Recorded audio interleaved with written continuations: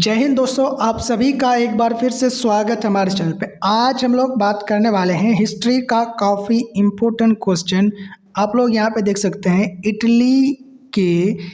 Italy तथा Germany के एकीकरण में ऑस्ट्रिया की भूमिका क्या थी। यानी जो ऑस्ट्रिया है इस देश का इटली और जर्मनी के एकीकरण में क्या भूमिका थी। उससे पहले इसका उत्तर देखने से पहले आप लोगों को ये बात बता दें कि उत्तर आप लोग जैसा लिखा हुआ है वैसा बिल्कुल भी छापने की कोशिश ना करें। आप लोग जब समझ जाएंगे तो इसको समझने की कोशिश करें, पूरा बात को सुनकर समझने की कोशिश करें। जब आप समझ जाएंगे तो अपने आप अपने हिसाब से लिख देंगे इधर उधर करके, और वो सही भी होगा, आपको पूरा मार्क्स मिलेगा, इस बात की गारंटी है। यहाँ पे सबसे पहले हम उत्तर देखते हैं, तो उत्तर को समझिए। सबसे पहले देखिए, ऑस्ट्रिया जो था, ऑस्ट्रिया उस वक्त काफ़ी शक्तिशाली देश था। क्यों शक्तिशाली देश था? क्योंकि ये जो जर्मनी और इटली था ये कमज़ोर देश थे। तो जब ये कमज़ोर देश थे तो ये शक्तिशाली देश होगा, और जब ये शक्तिशाली देश है तो ये इन देशों पर दबदबा बनाए रखता था। जिस तरीके से अभी अमेरिका दुनिया के ज़्यादातर देशों में दबदबा बनाए रखता है, उसी तरीके से ऑस्ट्रिया दबदबा बनाए रखता था, या फिर बोल सकते हैं कि अप्रत्यक्ष रूप से इल्लीगली इनको का जो कानून था उनमें दखल अंदाजी करता था। इसीलिए जो था यहाँ पे लिखा हुआ, ऑस्ट्रिया इटली और जर्मनी के एकीकरण का सबसे बड़ा विरोधी था। यानी जो ऑस्ट्रिया था वो इटली और जर्मनी के एकीकरण का विरोध करता था। देखिए, इटली और जर्मनी जो है ये दो देश है वर्तमान में, और उस समय जो थे इन दो देश बहुत सारे भागों में बटे हुए थे।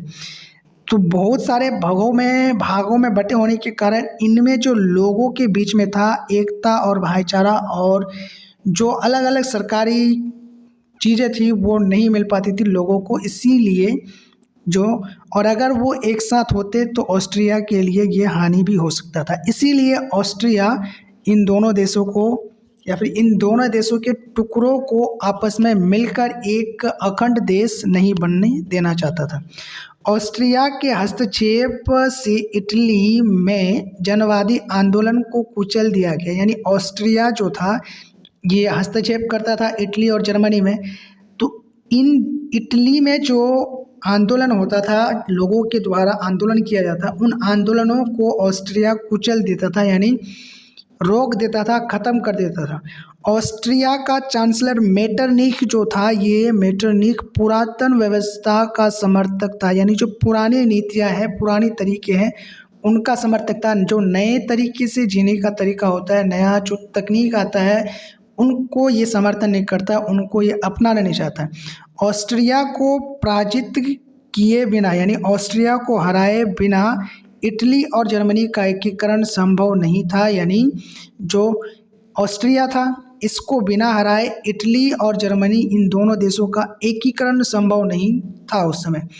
इसीलिए जो उस समय के क्रांतिकारी लोग थे उन्होंने मिलकर सबसे पहले अपने कूटनीति का प्रयोग करके, उनके पास ताकत नहीं था ज़्यादा, उनके पास ज़्यादा सेना नहीं था, उन्होंने अपनी कूटनीति का प्रयोग करके ऑस्ट्रिया को हराने के बाद इटली और जर्मनी का एकीकरण हो पाया था। सो आई होप कि आप लोग समझ पाए होंगे। Thank you. जय हिंद, जय भारत।